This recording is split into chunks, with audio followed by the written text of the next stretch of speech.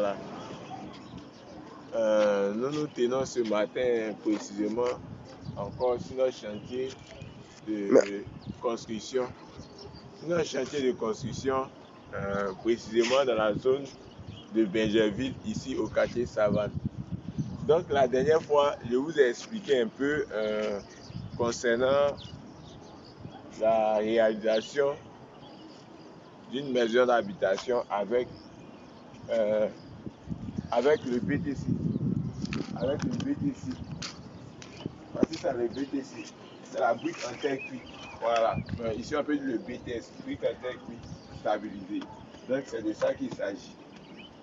C'est ça. Venez, je vais vous montrer le BTC. Mais c'est pas ça l'objet de la vidéo. Mais c'est pour vous bien vous expliquer. Donc, c'est ça qu'on appelle le BTC. Donc voici un morceau de BTC ici. Vous voyez. Lui ça c'est un demi-morceau. C'est ça. Vous voyez. Lui il est plus dur même. Il est plus résistant que les briques, que les agglos. Vous voyez. Ici, la différence c'est que le BTC sont des briques pleines. Voilà. Donc, il ne laisse pas traverser facilement la chaleur. Voilà. C'est un peu ça. Donc, en termes de largeur, comme tous les briques, ce sont les mêmes largeurs. Voilà. Mais ce sont les épaisseurs qui diffèrent. Ok. Donc, allons-y. Voilà. Donc, c'était un peu ça dans les premiers temps. Mais aujourd'hui, l'objet de la vidéo, ce n'est pas ça. Voilà. Aujourd'hui, je vais vous montrer quelque chose. On va s'attarder sur l'escalier. Voilà, mais d'abord, je tiens à vous montrer quelque chose. Parce que c'est que plusieurs personnes entendent parler, mais ne savent pas de quoi il s'agit. Donc, vous voyez ce trou-là, de là à là. Et c'est que quand on parle de trémie, plusieurs se posent la question de quoi il s'agit. Donc, c'est ça, une trémie. Voilà. Donc, quand on parle de trémie, c'est ça. La trémie, c'est une ouverture qui est pratiquée dans la dalle. Voici notre trémie encore. Viens, cher ami. Voici notre trémie. Voilà, ça c'est une trémie encore. Ça c'est la trémie. Vous voyez. Donc, quand on parle de trémie là, c'est un trou.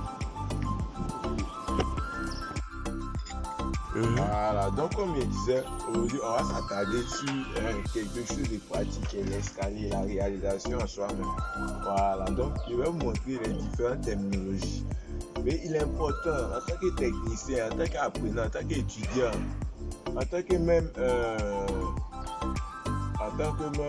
quelqu'un qui veut acquérir un bâtiment, de connaître. Voilà. Donc aujourd'hui on va s'attarder un peu sur l'escalier. Et ça, comme vous voyez, ce type d'escalier là, on appelle ça un escalier droit. Voilà, ça c'est un escalier droit. Mais comme vous voyez ici, ça c'est un escalier à deux volets. Donc c'est quoi une volée? Donc on parle de volée, c'est-à-dire de ce point où, voilà, vous voyez cette partie où est touchée là, jusqu'à ici. Jusqu'à ici. C'est-à-dire de là jusqu'à ici, c'est ça qui est une volée. Donc ça c'est une première volée. Maintenant vous voyez d'ici jusqu'à ici. Ça c'est une autre volée. Voilà. Donc ici, vous voyez, c'est un escalier à deux volets. Maintenant, quand on parle de palier. Donc voici un palier. Donc si on veut bien voir, un palier ici délimite deux volets. Donc un palier ici délimite deux volets, c'est-à-dire en deux volets, on trouve automatiquement un palier. Mais ça ici, c'est un palier de repos. Voilà, puisque quoi, on quitte là-bas, c'est-à-dire on quitte le dallage et on remonte ici automatiquement. Donc ici, ça c'est un palier de repos. Vous voyez?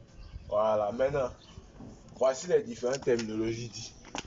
Voilà, quand on parle, je sais que plusieurs se posent la question. Voilà, quand vous voyez ça, on appelle ça quoi? Ça ici, on appelle ça la marche. Et la contre-marche, excusez-moi, ça c'est une contre-marche. Voici ça, la contre-marche. La contre-marche. Donc si là c'est la contre-marche, ou encore appelé le nez. Non, ça c'est la contre-marche. Voici ici la marche. Ça c'est la marche. Mais la longueur totale d'une marche ici est appelée giron. Donc on parle de giron, c'est-à-dire de ce point là jusqu'ici. C'est ça qui est appelé le giron. Donc toute cette marche là d'ici jusqu'à là, ça c'est appelé le giron. Et est-ce que vous voyez? Maintenant quand on parle de la ligne de foulée, c'est ça. Le jour, voilà ça. C'est cette partie là. Voilà. Maintenant quand on parle du mur des chiffres, le mur des chiffres c'est quoi? Ce n'est qu'un mur qui supporte l'escalier. C'est le mur sur lequel a été implanté l'escalier. Donc voici le mur des chiffres. Donc tout ce mur là, c'est ça qui est le mur des chiffres. Voilà, le mur des chiffres. Est-ce que vous voyez? Maintenant quand on parle des paillasses, c'est quoi? Voici ici la paillasse. La paillasse, si on veut voir, c'est cette partie inclinée. Voilà, qui forme ici un angle. Et l'angle là, c'est quoi? Je vais vous dire. Donc voici ici la paillasse. Quand on parle de l'angle là, cet angle que vous voyez ici là, en réalité, ça c'est ça qui est là. L'angle. Voilà. Quand on dit la raideur, l'angle. Voilà. Donc voici l'angle ici. Donc ici, voici la paillasse encore. Voilà. Donc maintenant, après d'avoir montré un peu les différents éléments, je sais que plusieurs se posent la question de savoir comment on dimensionne un escalier. Voilà, c'est tout simple. Pour dimensionner un escalier, il faut se mettre dans les normes. Suivre la loi de Blondel. La loi de Blondel nous dit quoi? Que 2 fois la hauteur réelle plus le giron. Que la loi de Blondel nous dit que 2 fois la hauteur réelle plus le giron est compris entre quoi? Entre 60 et 64 cm. Donc c'est sur cette base-là qu'on se pose pour pouvoir dimensionner les différentes parties de l'escalier. Dans le giron, dans la marche. Mais vous devez comprendre que la hauteur moyenne d'un escalier est compris en quoi? Est compris entre 16,50 et 17,50. Voilà, c'est ça. On a aussi le giron. Le giron qui est compris en quoi? Entre, je peux dire 28, 24, voilà, 28 là-bas jusqu'à 30. Voilà, ça c'est un bon giron. Donc c'est un peu ça. Maintenant, comment on fait pour calculer l'escalier proprement dit? Pour calculer l'escalier proprement dit, il faut connaître d'abord la hauteur à franchir. Et quand on parle de la hauteur à franchir, c'est quoi? La hauteur à franchir, c'est quoi? C'est-à-dire c'est la hauteur sous plafond. Vous voyez, plus l'épaisseur de la dalle. Donc quand on prend là, on dit la hauteur sous plafond, c'est-à-dire quoi? De là où on mettait au dallage jusqu'au plafond. Et vous voyez, c'est ça qui est la hauteur sous plafond. Maintenant, on ajoute l'épaisseur de la dalle. Et quand je parle de l'épaisseur de la dalle, c'est cette partie-là, c'est cette petite partie-là, c'est l'épaisseur de la dalle. Donc, on ajoute dessus, ça nous donne la hauteur affranchie. Voilà, donc d'abord, il faut connaître la hauteur affranchie. Ça, c'est essentiel. Ça, c'est essentiel. Bloc. Donc, d'abord, la hauteur affranchie ou encore la hauteur à monter. On doit déterminer maintenant la hauteur d'une marche. Et pour déterminer la hauteur d'une marche, c'est très simple. Pour pouvoir déterminer la hauteur d'une marche, il faut partir du fait que la hauteur moyenne d'une marche est comprise entre 16,50 et 17,50. Donc ici, on dit la hauteur moyenne, donc on doit chercher la moyenne. Donc on va faire 16,50 plus 17,50 divisé par 2. Je crois bien on va obtenir un certain résultat. Donc ça, on va obtenir 17. Vous voyez, ça c'est notre hauteur moyenne. Donc, comme on connaît la hauteur maintenant à franchir ou encore la hauteur à monter, donc pour trouver le nombre de marches là, on va faire quoi? La hauteur à franchir ou bien la hauteur encore à monter ou bien, voilà, si vous voulez la hauteur encore à total, il y a plusieurs noms, divisé par quoi? Par la hauteur moyenne qui est 17. Donc ici, je vous donne un exemple, il n'est pas que c'est forcément ça. D'ici jusqu'à là, je prends un exemple. Peut-être de là à là, ça fait 2,80 m et puis le plancher qui fait 20. Donc ici, on a une hauteur de 3 mètres. C'est un exemple que je vous donne. Donc, on a calculé ici, on a vu que la hauteur moyenne fait 17. Donc, pour trouver ici le nombre de marches, là, on fait les 3 mètres qui symbolisent quoi? Notre hauteur à franchir divisé par quoi? Par la hauteur moyenne d'une marche. Donc, lorsqu'on fait là, ça va nous donner un certain résultat. Donc, c'est un exemple que je vous donne. Donc, vous allez voir. Donc, passez ici, il n'est pas ma calculatrice. Donc, vous allez voir. Donc, admettons que Donc ici, c'est les résultats comme ça, ils vous donnent. Admettons que tu vas calculer. Cher mes calculs. Voilà, donc il va calculer rapidement. Parce que donc on va faire les 3 mètres divisé par 17, ce qui va nous faire environ 17, et quelques. Donc 17, et quelques. Comme on sait que c'est un escalier à double volet, voilà, et puis c'est un escalier droit. Donc on ne doit pas avoir de chiffres impairs. Donc ici on va les arrondir à 18. Voilà. Donc on reste dans notre 17, ça fait 18. Maintenant, on nous dit que quoi?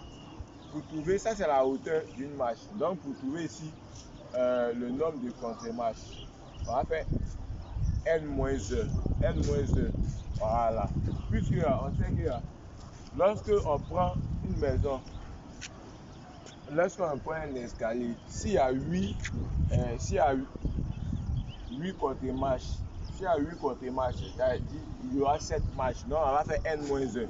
Donc si on a trouvé 18 là, en temps normal, on va faire 18. Donc on avait trouvé 18, on va faire N-1, ça va faire 17. Mais comme ici on sait que c'est un escalier droit, donc on va revenir encore à 18. Donc c'est comme si on a 18 marches. Donc il n'y a pas de marches à ça. 1, 2, 3, 18. Maintenant, comme on sait que c'est un escalier droit à 2 volets, on va répartir ici les marches identiquement. C'est-à-dire le nombre de marches d'en haut doit être égal au nombre de marches d'en bas. Et comme on a 18, c'est-à-dire pour la première volée qui est en bas ici, on aura 9 marches. Pour la deuxième volée, on aura 9 marches. Donc ça, c'était la première chose. Ça, on avait déterminé le nombre de marches. Maintenant, on doit voir aussi, on doit pouvoir déterminer le giron. Parce que ce sont les 2 éléments essentiels d'un escalier. Il faut connaître le nombre de marches et puis le giron. Maintenant, pour pouvoir déterminer le giron, on va s'appuyer sur la formule de Blondel qui nous dit quoi? Que 2 fois la hauteur plus le giron est compris entre 60 et 64. Donc, on doit calculer le giron. On va calculer le giron. Et le giron là, on va pas se casser la tête. Puisque maintenant, on connaît la hauteur d'une marche. On sait que quoi? 2 fois la hauteur d'une marche plus le giron est compris entre 60 et 64. Donc ici, on va faire la moyenne. On va faire quoi? Pour trouver le giron, on va faire 64 moins 2 fois la hauteur. Et ici, quand on a calculé la hauteur, on avait trouvé combien? La hauteur, on avait trouvé 17, environ quelque chose. Donc, on va faire quoi? 64 moins 2 fois ça. Voilà, donc on va trouver exactement environ 28, quelque chose. Donc, on peut arrondir à 29.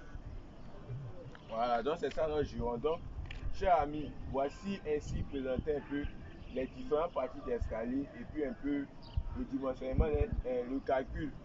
Voilà. Donc c'est un peu ça. Merci. Au revoir.